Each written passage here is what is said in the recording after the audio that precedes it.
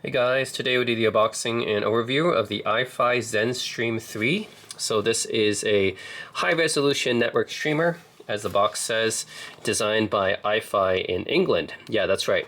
The company name, it's called iFi, and it sounds like a Chinese company. I know it really does. I thought this was a Chinese company before I looked it up. No, it's actually a British company. And I've never actually done an unboxing of their product on my channel yet. I've always heard about them. They've always had, like, I guess a decently respectable line of amps and DACs and stuff, but just never was interested in a lot of their stuff until now because no, the main reason I got this is because I've been listening to my electrostatic headphones, the HiFi Mini Shangri-Las, a lot recently, and I've been listening into it through the Wu Audio WA7E electrostatic amp. And for some reason, that amp just sounds better through USB input rather than analog input. And I've tried using my DAP, my digital audio player, line out, analog in, and everything. It just doesn't sound quite as good as a USB input. So I thought, maybe let's just try, like, I'm using it with my laptop, right? But my laptop's a little bit too big for my desk and stuff, so I don't always want to have that there. But I thought maybe just try to get a network streamer like this, and then this thing has USB audio out. And I'll try to use this with my electrostatic amp. And yeah, let's see if that really helps to get the audio quality up and everything. Also, I was very curious to see how this thing, can work because I never really had a dedicated network audio streamer like this. I've always had like streaming amps, like the Yamaha WX850, or I had the Marantz M1 for a bit. Now I have the Technics C600. Yeah, I've always had it like combined with an amplifier, but this thing's not an amplifier. It's just a network audio streamer. And then what you're supposed to do with this thing is that you're supposed to use the output of this to go to a separate DAC, which in this case would be my headphone amp, which is also a DAC as well. So yeah, I'm just curious, how this thing sounds. It's actually quite new. I bought this brand new for $400 US. That's how much it retails for. There's basically no used units online because it just came out last month. So it's a pretty new entry in the iFi lineup. It's the newest iteration of the ZenStream lineup of streamers. So yeah, pretty excited to check this thing out. Take a look at the back. It does have all the specs here. The ZenStream 3 connects your system to the world of high-resolution streaming. And I have to say that I'm not really too much of a streamer. I don't really use Spotify, Tidal, Qobuz. Of course, that's what this thing is built for. You might be asking, why did you get this if you don't stream? Well, the thing is, this thing is supposed to have support for DLNA, right, and NAS drives. And that's where I have my music. I have them on NAS drives. And, DLNA server, I can set up my JRiver to be a DLNA server. My JRiver media player on my computer can be a server as well. So yeah, that's how I plan to use it. I'm not going to use Qobuz, Tidal, Spotify, Rune, AirPlay. I don't use any of that, although I understand that's mainly what this product is designed for, people who use streaming services. I don't like streaming services in general because I don't like to subscribe to something and have to pay for my music, where like someone else gets to decide, what kind of music that I can listen to because they might not have everything, right? But I like to just download my music myself and just put them on my drives instead of paying some subscription fee, and they get to decide, what library they have and stuff. Anyways, whenever you're like relying on something external like that, I always have an issue with that.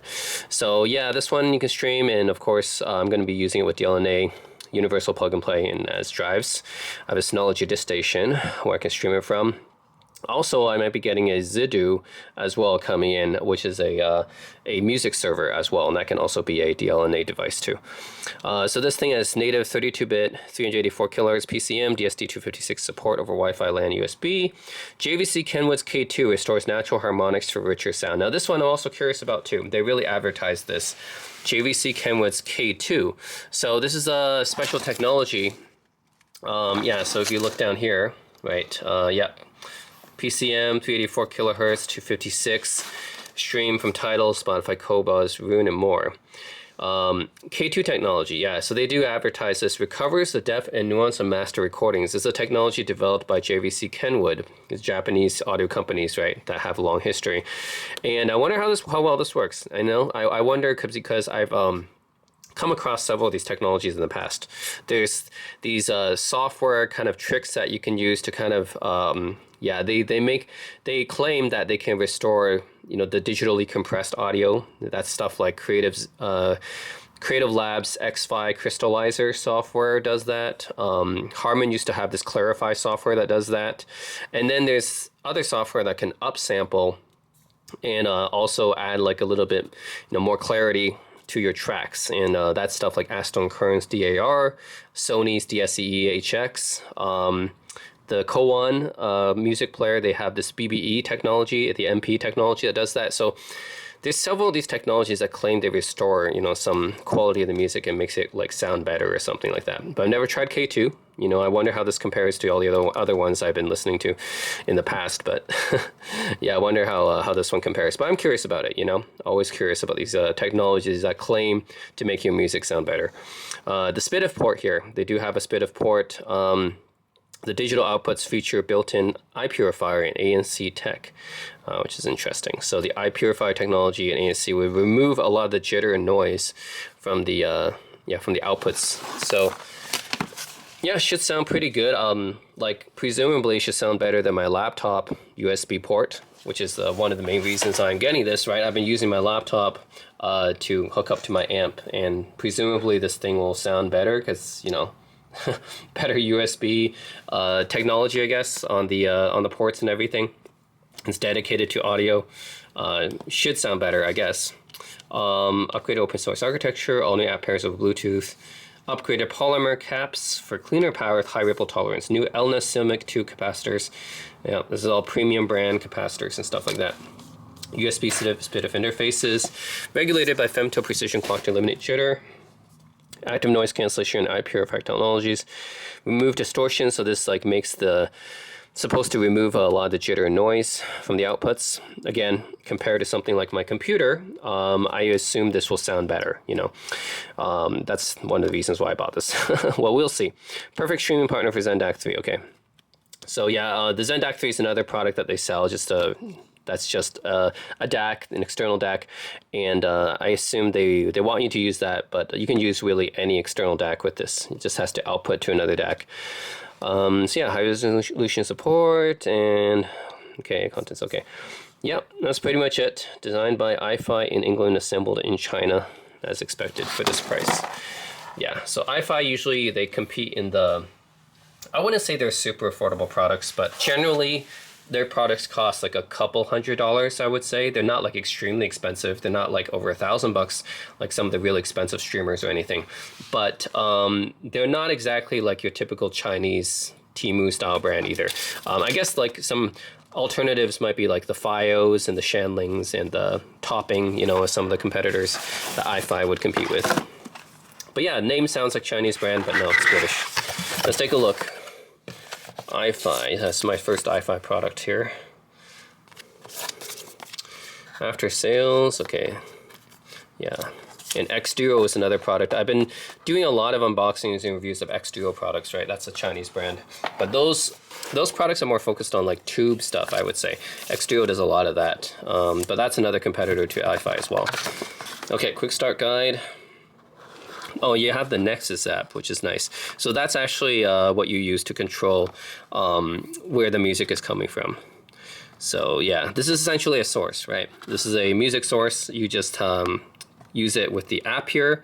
And this will be similar to something like Hios with my Denon and Marantz, or MusicCast with Yamaha, or if you guys have Cambridge Audio, they have their own app as well. Yeah, something similar like that, or PlayFi as well, you know. That's DTS PlayFi. So it's something like that. It's like an app that gathers all your sources together. BlueOS is another good example, right? A lot of devices have BlueOS. Yeah, it gathers music sources from a lot of different places, like your NAS or your streaming services and stuff.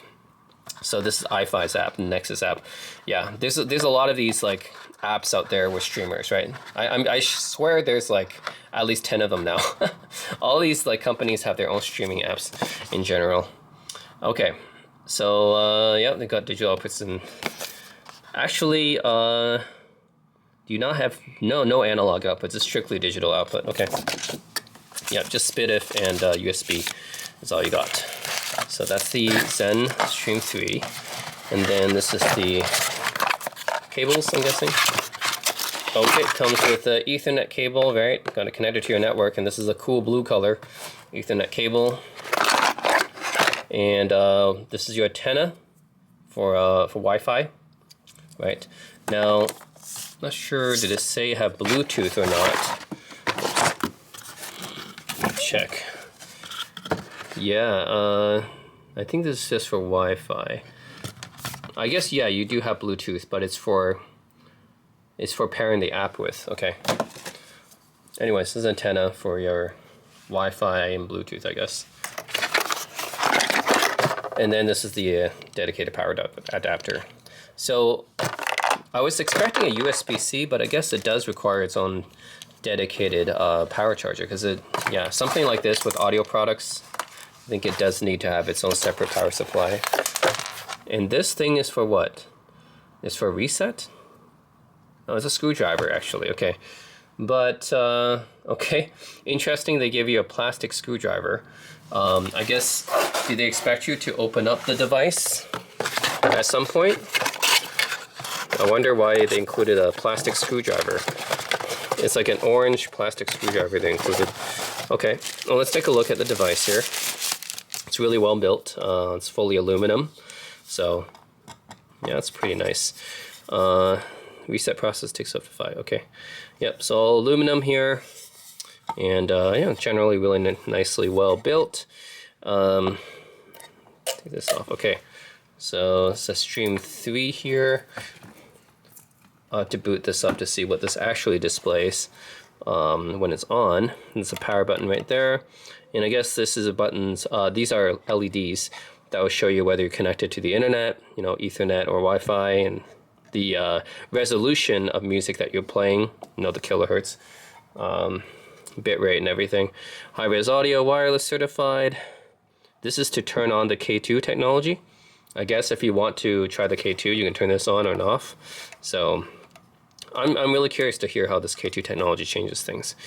And then the back here, this is got everything. So yep, this is for the Wi-Fi antenna. And then this is actually, oh, this is what the screwdriver is for. So I guess they didn't put a button here. Like ideally you have like a dial here, right? You would have a dial, but the this is what the screwdriver is for. I see. I wonder why they couldn't have used a dial here. So you have a setting, you can switch between AIO, Rune, Tidal, Qobuz, and DLNA. Okay, this would be much easier if they made this a dial. I guess they didn't have space for it or something. But wow, forcing you to use a screwdriver to change the settings? Okay, interesting. And SPDIF output, I'm not going to use that, but it's not, you know, that's one of their output options, and that has the iPurifier technology built in. Then you have the USB outputs here. And PurePort for audio is probably what I'll be using. They have the ANC technology there. This USB-C is for system upgrades. Yeah, so I'm not sure if I can connect it to my computer to use this as a... No, this wouldn't be a DAC. It's not, because it doesn't have any built-in DAC. It's supposed to output to a DAC. So I guess it's just for system upgrades and firmware updates. And then you have your Ethernet port, a reset button here, and then the power... yeah, that's the power adapter. So yeah, it's pretty simple overall. It's pretty small. One of the reasons why I bought it is because $400 is, well, I guess it could be considered expensive, but it's not like super expensive for a streamer, because there's like, you know, tons of more expensive streamers if you're talking about audiophile stuff. And the size, right? I don't want something too big that takes up too much room on my desk. Main reason I got this is like supposedly sounds better than the laptop USB output, and also takes up less space than using my laptop. Right, so yeah, I'm curious to see how this sounds, because I do prefer the USB input of my headphone amp, and then I got this mainly because it takes up less space and supposedly sounds a bit better than using the laptop USB. So yeah, that's the main reason why I got this, and we'll see how well it works. So stay tuned, guys. I'll be setting up the app, and I'll be streaming my files through my NAS drives and my DLNA servers, and I'll be hooking up to my Wu Audio WA7E electrostatic amp with the USB input, and yeah, I'll tell you guys how I feel about this and the sound quality, and the K2 is another thing I'm curious about as well, how that changes things, so stay tuned for that. Okay, so I want to talk a bit more about this exclusive modes on the back here. So this is the part where you need that screwdriver that they give you to actually change it. I think they expect you not to change it that much. That's why you need a screwdriver to do it. But yeah, number one is AIO. That means all in one. That means all the features of the app and stuff are active. So that's the default mode. And then the other four modes, Rune, Tidal, Cobuzz, and DLNA, those are the exclusive modes, which apparently disable other parts of the software that are not related. So I think iFi thought that, yeah, if you have other parts of the software turned on, then it will actually like be a negative effect to sound quality and everything. So exclusive mode, yeah, if you turn it to those modes, that means it only does the Rune, or it only does Tidal, or it only does yeah, the Cobuzz or DLNA. So it doesn't, all the other parts of the software, I guess, is shut down. So apparently that, yeah, if you shut it down, that will create a more pure sound. And there's something called software jitter. I didn't even know that there's such a thing called software jitter, but apparently iFi believes in that. So yeah, I guess if all the other features of the software are turned on, it negatively impacts sound quality a bit. So I guess if you're only using one of these other options, you can try that. And yeah, according to them, it's a more pure mode and can deliver even better sound quality, apparently. So yeah, I might try the DLNA mode since I don't need the other streaming stuff. So yeah, I'll probably try out that mode. But it's interesting that, yeah, they think that there's a software jitter that happens when all the other programs are turned on. Alright, so this is my setup here. I have the iFi ZenStream 3 hooked up to my Wu Audio W7E electrostatic amplifier, and I have my HiFiMan Mini Shangri-Las here. So this is the setup that I'm using. So right now I do have it working. It was a bit of a hassle to set up the ZenStream 3 though. So let me tell you guys what I had to do. So first of all, you had to download this app here called iFi Nexus, right? So I downloaded that, and it took me some time to actually set this up.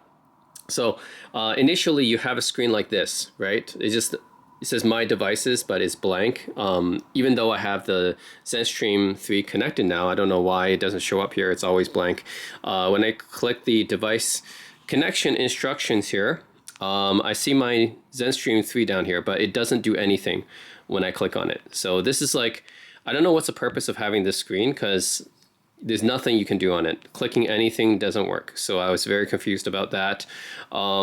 Initially, I couldn't get it hooked up. Like I tried setting up with, like these are options, right? IoT, Bluetooth, USB. I tried all three, didn't work. I couldn't find a way to connect it. It just wasn't showing up. So like basically here, this is like where the music library is. I went to settings, and then I went to device setup, and yeah, I tried all three of these options. It doesn't work. None of it worked. Yeah, like, and then I had to look online, you know, because this wasn't working. I had to look online, and they said, hey, you have to like go to your, first you had to connect to the Ethernet. So I had to connect the ZenStream 3 wired to the Ethernet, because it seems like initially I could not use Wi-Fi to set it up. I had to connect it wired, and then I connected to my Ethernet and then connected it to my router. And then I had to go directly into my router, because apparently like there is this URL you can go to, like this ifi.zenstream.local URL or something, but that didn't work. So I had to actually directly connect to my router, then find where the ZenStream 3 is, what the IP address is, and then connect to the IP address there, and then I can get into it, then set it up on that page.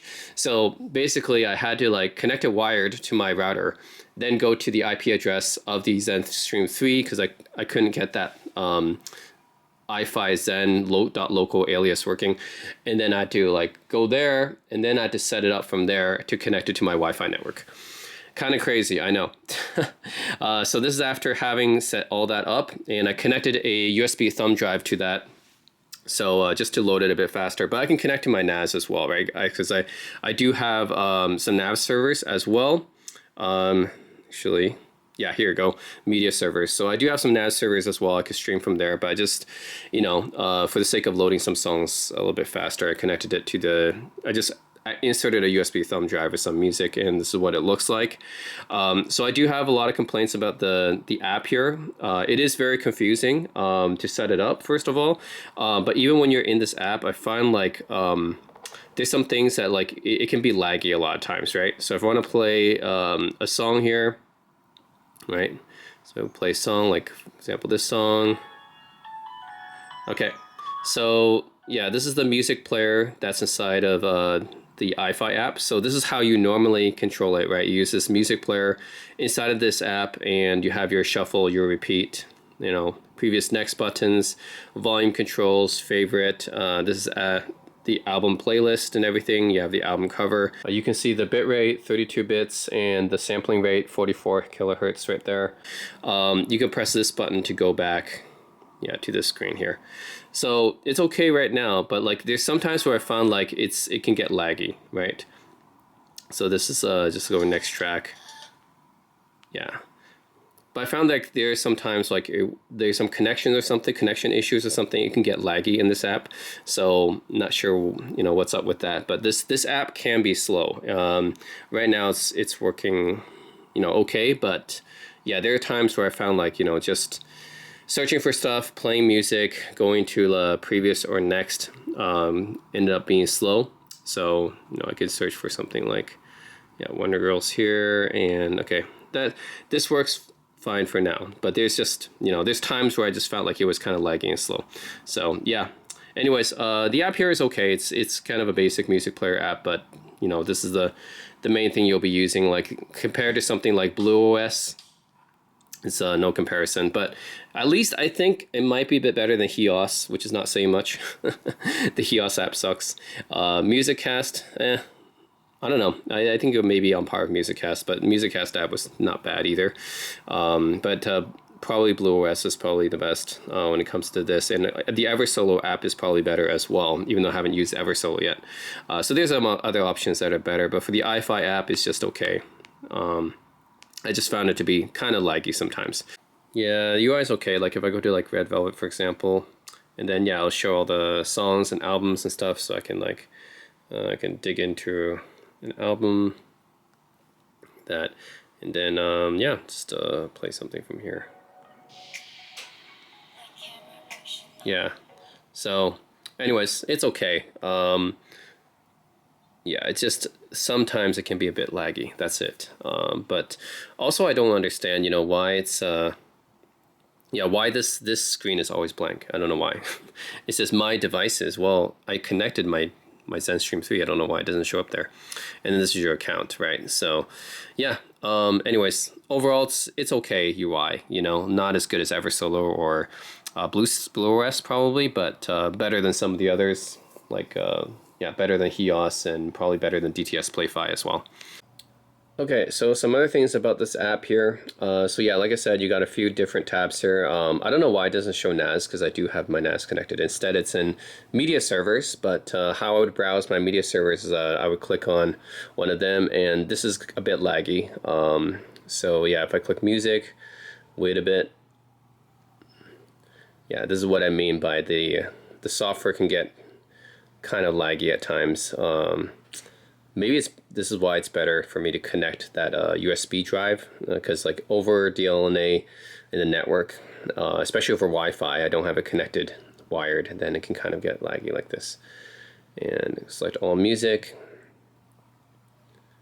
And also, if you have, you know, a lot of artists, a lot of music files, it will take a while to load.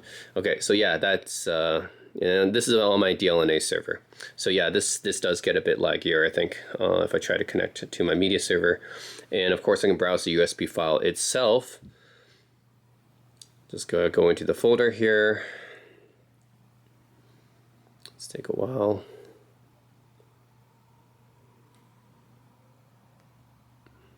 Okay, here we go. Yeah, so yeah, and then you can just browse the USB file, USB drive itself by folder. Yeah, and then yeah, this is all the artists load, and it will take time actually for the cover art to be downloaded. That's why the cover art's not showing right now. But yeah, albums take a while to load. yeah, the cover art's just being downloaded here, so it'll take a while. So this is what I mean by the app being a bit laggy, because it's like, yeah, every time you start up the app and everything, it takes a while to load everything and download the album art and everything. Your favorites, playlists. If you have other iFi devices, you can change it there. Web radio is interesting. So there are a couple of stations here you can listen to, like BBC World Service, Capital FM, Classic FM, Dance Radio UK. It's iHeartRadio and Last FM here, I guess, as well as Sirius, maybe. I don't know. But yeah, I don't really listen to web radio all that much. And then if you go to settings, here's where I can change some of the settings. Here's the sources. Yeah, counts how many artists and albums and tracks I have. I can turn on NAA, streaming, Qobuz, Spotify, Tidal, UPnP, Renderer, AirPlay, RuneReady, DLNA browser, album art. Yeah, I can change some of those settings there.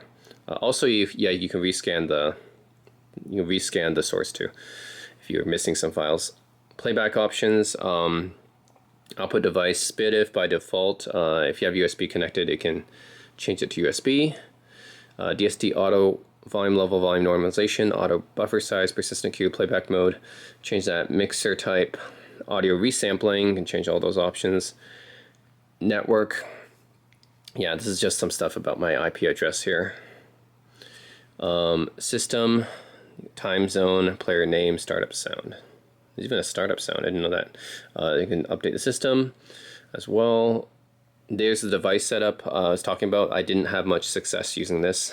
I had to go online and look up a guide on HeadFi, but I guess you're supposed to be able to set up your device using that.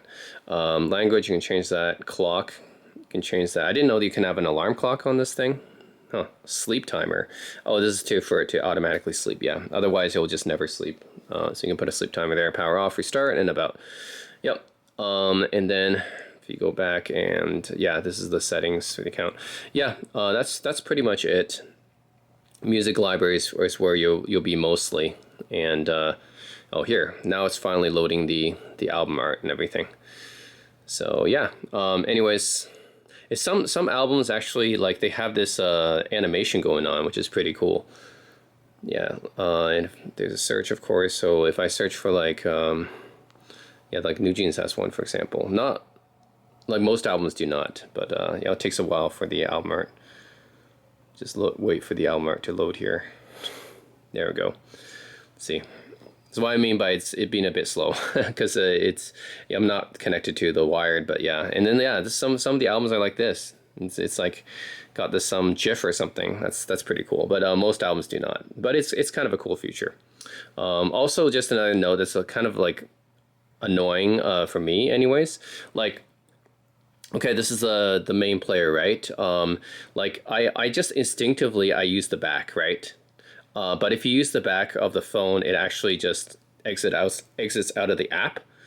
You know, I expect it to, like, intuitively, I expect it to go back to the previous screen, but it doesn't. It just exits out of the app. So yeah, what you have to do is actually press this button up here to go back. So just remember that. I just intuitively, you know, whenever I'm on an app, I intuitively try to swipe left, but no, that actually closes the app itself. So that's kind of a nitpick I have, because that's just something that I, you know, on other apps, when you go back, you just intuitively do that. But no, you can't do that in this app. You got to remember, you got to press this one up here to go back. So anyways, that's just a nitpick there. But yeah, so anyways, that's the app itself. Okay, so you need this app to get it to play the music and everything, or of course you can also use your computer as well. But yeah, since I'll be using my phone most of the time, that's the point, is to, like, I don't have space for my laptop on my desk. So yeah, and now how does it sound? So I am using the USB audio output here, and I'm actually using a premium USB cable. This is actually $100 USB cable, believe it or not. This is the Analysis Plus Purple. Guys, I don't know how well you guys can see it. Yeah, the Analysis Plus Purple cable, which costs like $70, and I don't know how much of a difference it makes, but it's just pretty good. Like, yeah, I had to A/B test it with other USB cables, but you know, it sounds pretty good. So compared to my laptop, I think it might sound a little bit more detailed than my laptop, but it's close. You know, either way, I do think it sounds better than just going analog in. So yeah, I have it connected to the USB port on the back. And yeah, so far I do like the sound out of it. Now the K2 technology I think is always on, from what I read. So like, this is like the button, right, for like setting up or K2 or whatever. But I think it's just, yeah, I think it's just what you like press that, and I see the LEDs lighting up. You know, white means it's connected to the internet and everything, to the network. And this is the actually I have to play a track for that one to show, because that's just the bitrate of the song and everything. Yeah, so if I play like a song, then it'll show up the bitrate and everything. So then it'll adjust the color according to the bitrate. But yeah, I think that the K2 is always on. So at least that's what I think. And because the description says that for the K2 technology inside of here, any external DAC connected to this can take advantage of it. So I'm assuming just anything that you're connected to, any DAC that you're connected to with the USB, just gets the K2 effect on it, right? The processing. So anyways, I guess I'm listening to it with the K2 on, and it sounds pretty decent. I mean, some people say, oh, it's a little bit more analog or warm sounding. But to me, like anyways, I think the USB output is a lot more detailed compared to the analog output I was using. Now I looked it up why this could be the case, because I used it with my low topological touch, which is like, this is like a flagship level DAC inside of this digital audio player, right? I was using analog line out from here, and this has the AK4497 DAC inside of here, which is a flagship level DAC. This has some, my Woo Audio has some ESS Saber DAC. I don't even know what it is. It has some ESS Saber DAC inside of it. So I thought, okay, line out from here should be better than using the internal DAC from here, because the internal DAC is just some ESS Saber DAC that's nameless, right? This is a flagship AK4497 DAC, and it's on a $3,000 digital audio player with line out. You think it would sound better with this, but you know, after A/B testing, I found like it actually sounded better with the USB input. And why this could be the case is because I think the built-in DAC here is feeding the internal amplifier the proper voltages probably, and it just synergizes better, I think. Because there's just, it's not just about the DAC chip. Like, yes, this is a flagship DAC chip, technically better than the one inside of here, but just the DAC chip isn't everything, right? It's about the synergy and the implementation. So I think the internal DAC chip inside of here, even though it's not like a flagship ESS Saber or whatever, it might be synergizing better with the amplifier. And that might be why this the USB input sounds a bit better than the analog line out from here. I don't know. But anyways, it sounds better. I used my laptop with it, which is just, you know, a regular USB output. And now I'm using the iFi ZenStream 3 with a better USB output. And yeah, maybe the iFi ZenStream sounds, you know, a little bit more detailed compared to my laptop, which it should, because it's a dedicated music streamer. But it's not like a big of a difference, as I would say, going from the USB to the analog input. So USB and analog I found to be quite a big difference. I actually much preferred the USB input of my laptop. And then my laptop versus the iFi ZenStream 3. Yes, ZenStream 3 I think sounds a bit more holographic, I would say. Imaging and detail a little bit better, but it's a little bit more of a more minor difference compared to the digital versus analog thing. So yeah, anyways, that's interesting, right? Because this is like, yeah, this is a $3,000 digital audio player with a AK4497 flagship DAC inside of here. I was using a line out, and it didn't sound as good as the USB input, which is interesting. But yeah, now I have the iFi ZenStream 3 set up. I don't need my laptop anymore. This takes up less space on my desk. And also, you know, it's a little bit more geared towards, you know, audio streams instead of just using my laptop. So yeah, anyways, it sounds pretty good. I'll probably be using this as my my main electrostatic headphone setup going forward. Oh, one other thing I did notice is that the iFi ZenStream 3, yeah, the music does sound like it has a blacker background and less distortion, which I guess is to be expected, because one of the main benefits of this is that it reduces jitter. So jitter kind of like that's kind of like artifacts basically when you output through USB and digital audio sometimes, like with lesser quality USB outputs, like through a laptop, for example, there's going to be like more noise and jitter. Whereas with a specialized device like the ZenStream 3, it reduces the jitter, especially with that, that noise cancellation, active noise cancellation thing that they have. So yeah, I did notice that through the ZenStream 3, the music sounds like it has a bit of a blacker background, which means that it has less noise and distortion, which is, yeah, that's what I expect from something like this, right, compared to the laptop's USB output. So that is a tangible benefit, I would say, of using a specialized music streamer like this compared to just, you know, running it off a laptop. Definitely, I can kind of notice that, yeah, there is less noise, less distortion, a blacker background. So yeah, that's it, guys. Just wanted to give you guys an update on how this thing performs, and I'll probably give you guys a sound comparison test coming up later. So I'm going to compare it and show you guys, you know, myself. I'm going to be recording same microphone and same tracks. First, using the line out from my low topological touch into the analog in of the W7E into the electrostatics, and then I'll compare it to the iFi ZenStream 3 into the USB input of the W7E into the electrostatics. And yeah, I think there should be a difference there. Like, not like, maybe you can't hear it that well, right, on YouTube, but there should be still some difference, because I did hear a noticeable difference between the analog and digital inputs. So anyways, guys, that's it. That's my updates. But yeah, the iFi ZenStream 3, I think, is a nice little streaming player. It's essentially like, it's not even a DAC or an amplifier. It's just adding the ability to stream stuff. And if you just want to, you had to output it to an external DAC, right? So just adding the ability to stream stuff to your DAC. Because normally this is just an electrostatic amplifier with a USB input, right? So adding this means that I can now use the iFi app to stream from my NAS servers. If I have streaming services, I can, you know, add Tidal and the Spotify or whatever too. But yeah, I can just add the files from my NAS, or in this case, from directly from the USB drive attached to it, and then stream from there, making it a lot, well, a lot simpler and space saving compared to, you know, using a laptop. And laptops are not really specialized for outputting audio via USB anyways. I mean, they can, and it sounds good with the JRiver media player I had, but this is a more simpler setup, and honestly, it's not bad, you know, and didn't cost me too much either, an extra $400, I know, but yeah, these two are obviously more expensive pieces of equipment. So anyways, added that to my setup, and yeah, so far satisfied with it. The only thing is that it was a bit of a hassle to set this thing up. Like I said, the setup guide did not work.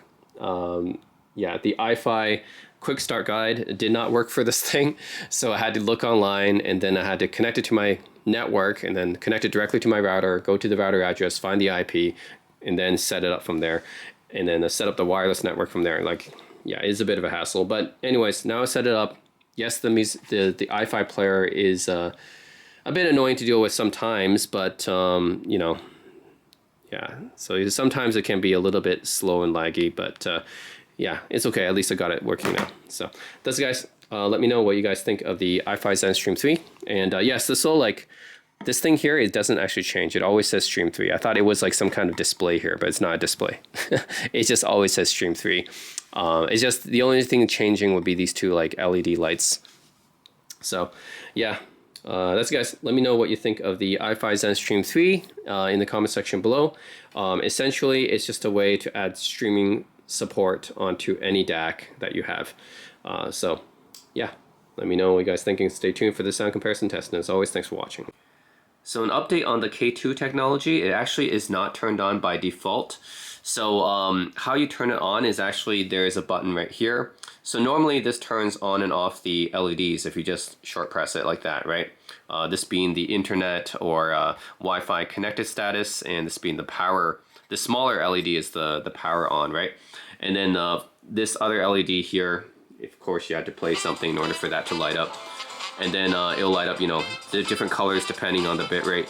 But yeah, normally you short press it and this turns it on off the LEDs. But the K2 technology is actually not turned on by default. You have to long press it, and then you have another smaller LED here come up. And this means that the K2 technology is actually enabled. So yeah, it wasn't enabled before, and I did some A/B testing with it on and off.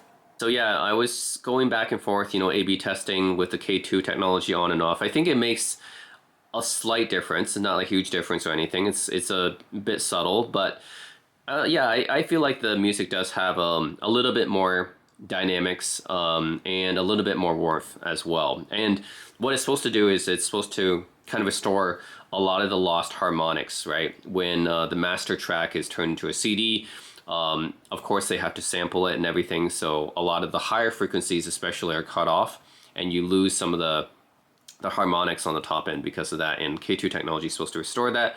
So it's a very subtle difference. I mean, of course, CD quality is good enough for most people. The vast majority of people are fine with that. But then audiophiles really care about, having the original quality of the sound from the original master, right?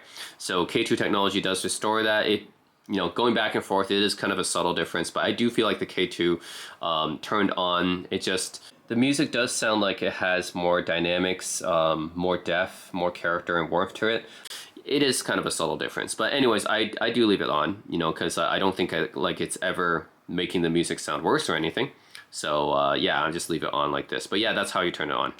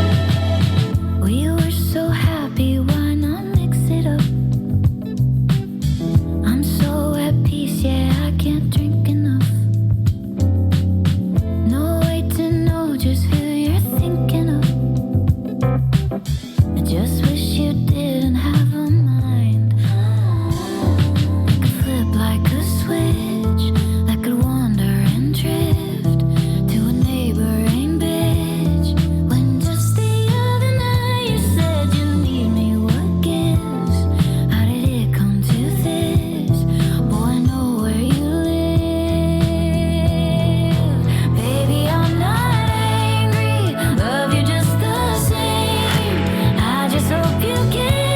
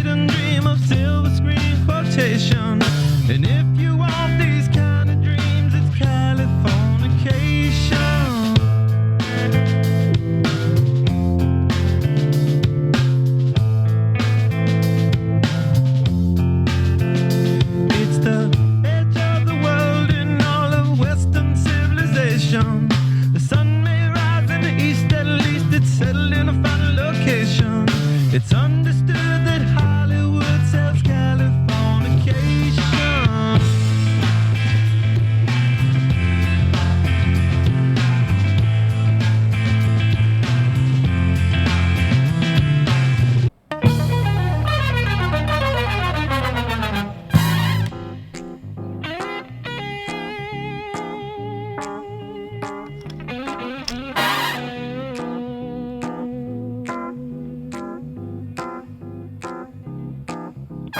Got to get you into my life, into my life.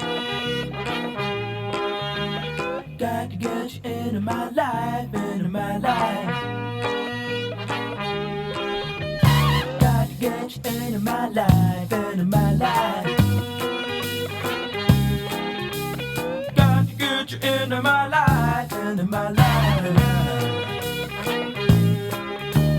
Got to get you into my life, into my life.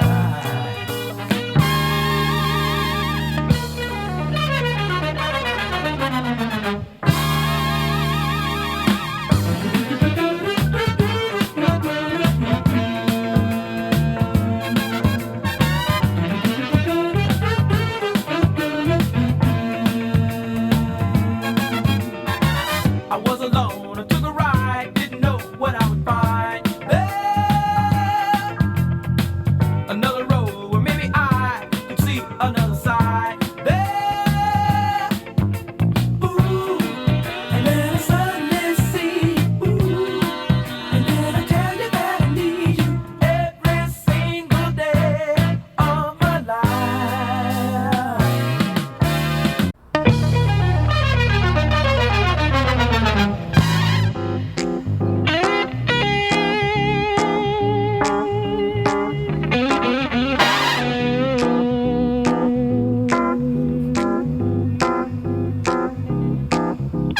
Got to get you into my life, into my life. Got to get you into my life, into my life. Got to get you into my life, into my life. Got to get you into my life, into my life. Got to get you into my life, into my life.